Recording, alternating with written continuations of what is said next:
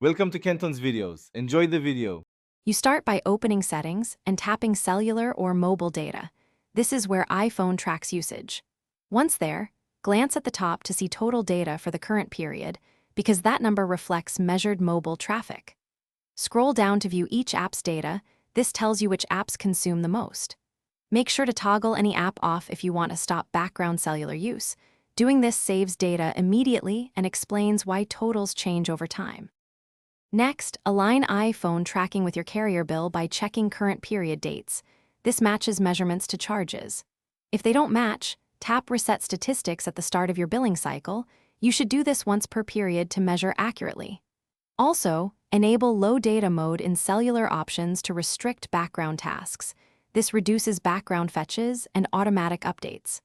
Once done, observe which apps drop in usage, because that shows what background activity was consuming data.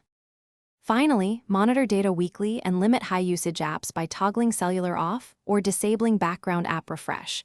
You'll see immediate reductions. If numbers look incorrect, restart your iPhone and install any iOS updates, since software bugs can misreport statistics. Make sure to compare iPhone totals to your carrier's usage dashboard. Carriers may meter differently. If discrepancies persist after a reset and update, contact your carrier for clarification, because their records are authoritative for billing. Thanks for watching. Consider subscribing if we helped you.